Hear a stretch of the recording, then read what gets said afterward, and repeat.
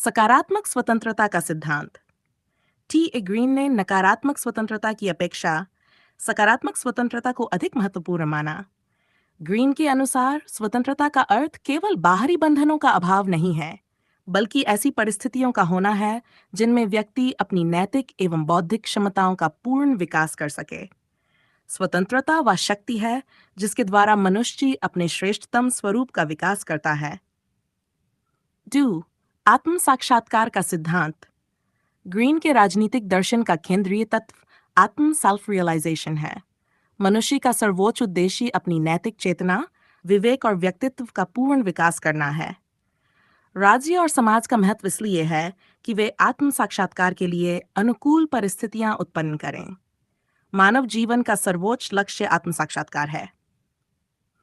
नैतिक विकास का सिद्धांत ग्रीन के अनुसार मनुष्य केवल जैविक प्राणी नहीं बल्कि नैतिक प्राणी भी है। वास्तविक प्रगति तभी संभव है जब व्यक्ति का नैतिक चरित्र विकसित हो। राज्य का उद्देश्य केवल व्यवस्था बनाए रखना नहीं, बल्कि नैतिक जीवन के विकास में सहायक होना भी है। नैतिक विकास के बिना स्वतंत्रता अधूरी है। अधिकारों का सिद्धांत ग्रीन के अनुसार अधिकार प्राकृतिक नहीं, बल्कि समाज द्वारा मान्यता प्राप्त नैतिक दावे हैं। अधिकार व्यक्ति को इसलिए दिए जाते हैं ताकि वह अपना नैतिक एवं बौद्धिक विकास कर सके। अधिकार और कर्तव्य एक दूसरे से जुड़े हुए हैं। अधिकार नैतिक जीवन के साधन हैं। बाय राज्य का नैतिक सिद्धांत ग्रीन ने राज्य को एक नैतिक संस्था माना। राज्य का उद्देश्य केवल शांति और सुरक्षा बनाए रखना नहीं, बल्कि नागरिकों के नैतिक एवं बौद्धिक विकास के लिए आवश्यक परिस्थितियां उत्पन्न करना है। राज्य व्यक्ति का शत्रु नहीं, बल्कि उसके विकास का सहायक है। राज्य का वास्तविक उद्देश्य श्रेष्ठ जीवन की परिस्थितियां उपलब्ध कराना है। 6. सामान्य हित का सिद्धांत। ग्रीन ने सामान्य हित को व्यक्तिगत हित से अधिक महत्व दिया। व्यक्ति का वास्तविक कल्याण समाज के सामूहिक कल्याण से जुड़ा हुआ है। व्यक्ति और समाज के हित परस्पर विरोधी नहीं, बल्कि पूरक हैं। सामान्य हित में ही व्यक्ति का वास्तविक हित निहित है। व्यक्ति और समाज का सिद्धांत ग्रीन के अनुसार व्यक्ति समाज से अलग होकर अपना पूर्ण विकास नहीं कर सकता। समाज व्यक्ति के व्यक्तित्व और नैतिक चेतना के विकास का आधार है।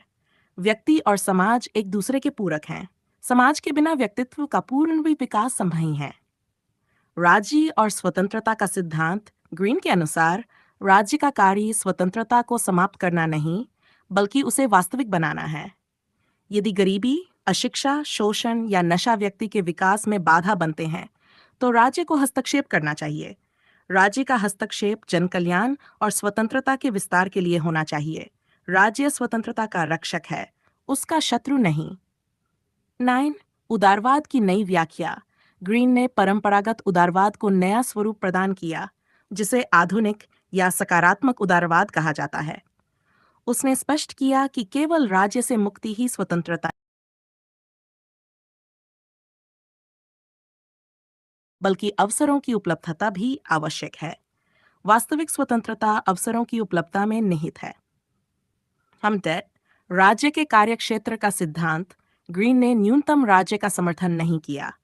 राज्य को शिक्षा, स्वास्थ्य, श्रमिक कल्याण, सामाजिक न्याय तथा जन कल्याण के क्षेत्रों में सक्रिय भूमिका निभानी चाहिए। इसी विचार ने आगे चलकर आधुनिक कल्याणकारी राज्य की अवधारणा को मजबूत आधार प्रदान किया। राज्य का कार्य नागरिकों के विकास के लिए आवश्यक परिस्थितियां उत्पन्न करना है। नैतिक कर्तव्य का सिद्धांत।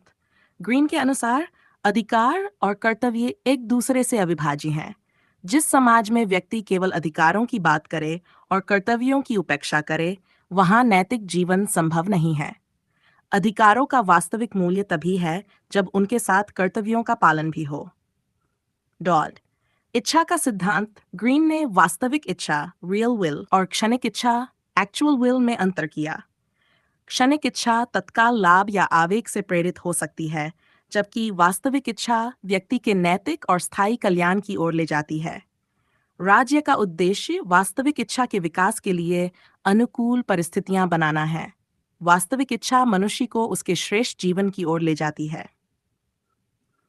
कानून का सिद्धांत। ग्रीन के अनुसार कानून का उद्देश्य केवल दंड देना नहीं, बल्कि ऐसी परिस्थितियां बनाना है जिनमें नागरिक नैतिक जीवन जी सकें।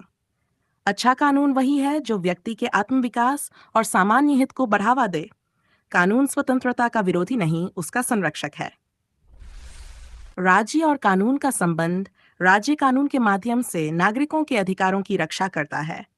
कानून का औचित्य तभी है जब वह सामान्य हित और नैतिक विकास को प्रोत्साहित करे। राज्य और कानून का अंतिम उद्देश्य मानव कल्याण है। संपत्ति का सिद्धांत। ग्रीन ने निजी संपत्ति का पूर्ण विरोध नहीं किया। उन्होंने माना कि संपत्ति व्यक्ति के विकास का साधन हो सकती है, लेकिन उसका उपयोग समाज के सामान्य हित के विरुद्ध नहीं होना चाहिए। संपत्ति के साथ सामाजिक उत्तरदायित्व भी जुड़ा है। संपत्ति का अधिकार सामाजिक उत्तरदायित्व के साथ जुड़ा हुआ है। शिक्षा का सिद्धांत। ग्रीन ने शिक्षा को नैतिक एवं बौद्धिक विकास का सबसे प्रभावी साधन माना। शिक्षा व्यक्ति को स्वतंत्र, उत्तरदायी और नैतिक नागरिक बनाती है। शिक्षा स्वतंत्र और नैतिक नागरिक का निर्माण करती है। मद्य निषेध और सामाजिक सुधार। ग्रीन ने अत्यधिक मद्यपान जैसी सामाजिक बुराइयों के विरुद्ध राज्य के हस्तक्षेप का समर्थन किया। यदि कोई सामाजिक बुराई व्यक्ति की स्वतंत्रता और नैतिक विकास को नष्ट करती है, तो राज्य उसके नियंत्रण के लिए कदम उठा सकता है। राज्य का हस्तक्षेप नैतिक जीवन की रक्षा के लिए उचित हो सकता है। कल्याणकारी राज्य का सिद्धांत। ग्रीन के विचारों ने आधुनिक कल्याणकारी राज्य की अवधारणा को मजबूत आधार प्रदान किया। राज्य का उद्देश्य केवल सुरक्षा नहीं, बल्कि शिक्षा, स्वास्थ्य, श्रमिक संरक्षण और सामाजिक न्याय को बढ़ावा देना भी है। जन कल्याण राज्य की महत्वपूर्ण जिम्मेदारी है। नागरिकता का सिद्धांत। ग्रीन के अनुसार अच्छा नागरिक वही है जो अपने अधिकारों के साथ अपने सामाजिक और नैतिक दायित्वों का भी पालन करे। नागरिकता केवल कानूनी स्थिति नहीं, बल्कि नैतिक उत्तरदायित्व भी है। श्रेष्ठ नागरिक ही श्रेष्ठ राज्य का निर्माण करते हैं। नैतिक उदारवाद का सिद्धांत। ग्रीन ने उदारवाद को केवल व्यक्तिगत स्वतंत्रता तक सीमित नहीं रखा, बल्कि उसे नैतिक और सामाजिक उत्तरदायित्व से जोड़ा। इसी कारण उन्हें आधुनिक या सकारात्मक उदारवाद का प्रमुख प्रवर्तक माना जाता है। स्वतंत्रता और नैतिकता एक दूसरे की पूरक हैं। नैतिक चेतना का सिद्धांत। ग्रीन के अनुसार मनुष्य मूलतः एक नैतिक प्राणी है। उसकी वास्तविक उन्नति नैतिक चेतना के विकास से होती है, केवल भौतिक समृद्धि से नहीं। नैतिक चेतना मानव व्यक्तित्व का सर्वोच्च गुण है। सामान्य इच्छा और सामान्य हित का संबंध। ग्रीन के अनुसार राज्य की नीतियां सामान्य हित, कॉमन गुड, को बढ़ावा देने वाली होनी चाहिए। राज्य का प्रत्येक कार्य समाज के व्यापक कल्याण की दिशा में होना चाहिए। सामान्य हित ही राज्य की वैधता का आधार है। सामाजिक न्याय का सिद्धांत। ग्रीन ने ऐसी सामाजिक व्यवस्था का समर्थन किया जिसमें प्रत्येक व्यक्ति को विकास के समान अवसर प्राप्त हों। अवसरों की समानता नैतिक समाज के निर्माण के लिए आवश्यक है। न्यायपूर्ण समाज वही है जहां विकास के अवसर सभी को उपलब्ध हों। सामाजिक संस्थाओं का सिद्धांत। परिवार, विद्यालय, समाज और राज्य सभी संस्थाएं व्यक्ति के नैतिक विकास में योगदान देती हैं। इन संस्थाओं का उद्देश्य केवल व्यवस्था बनाए रखना नहीं, बल्कि चरित्र निर्माण करना भी है। सामाजिक संस्थाएं नैतिक जीवन की आधारशिला हैं। नागरिक स्वतंत्रता का सिद्धांत। ग्रीन के अनुसार नागरिक स्वतंत्रता और नैतिक उत्तरदायित्व साथ साथ चलते हैं। स्वतंत्रता का उपयोग समाज के हित के विरुद्ध नहीं होना चाहिए। स्वतंत्रता के बिना अधूरी है। 26. राज्य की वैधता का सिद्धांत। राज्य तभी वैध है जब वह नागरिकों के नैतिक और सामाजिक विकास में सहायक हो। यदि राज्य केवल दमन का साधन बन जाए, तो वह अपने उद्देश्य से भटक जाता है।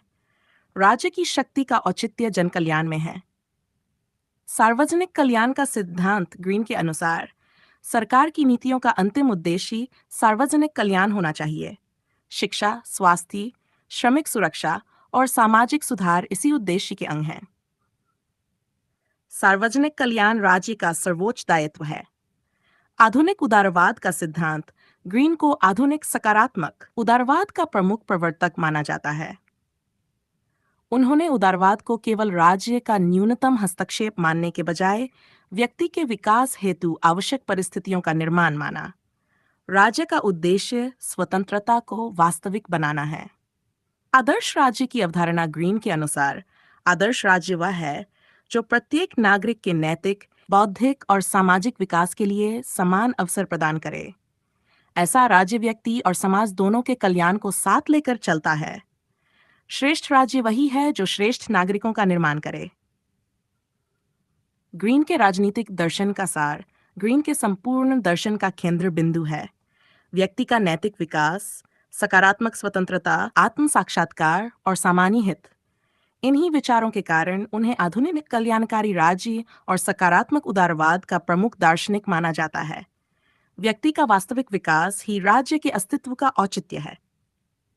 अति महत्वपूर्ण परीक्षा तथ्य यूजीटी यूपीजीटी, पूरा नाम थॉमस हिल ग्रीन। विचारधारा ब्रिटिश आदर्शवाद, ब्रिटिश आइडियलिज्म एवं सकारात्मक उदारवाद, पॉजिटिव लिबरलिज्म। राजनीतिक दर्शन का केंद्र सकारात्मक स्वतंत्रता, पॉजिटिव फ्रीडम और आत्म साक्षात्कार। अधिकारों को सामाजिक मान्यता प्राप्त नैतिक दावे माना। राज्य को नैतिक संस्था माना जिसका उद्देश्य व्यक्ति के विकास के लिए आवश्यक परिस्थितियां उपलब्ध कराना है। आधुनिक कल्याणकारी राज्य की वैचारिक नींव रखने वाले प्रमुख विचारकों में गिने जाते हैं। प्रमुख ग्रंथ lectures on the principles of political obligation, lectures on the principles of political obligation प्रकाशित प्रोलेगोमेना टू एथिक्स।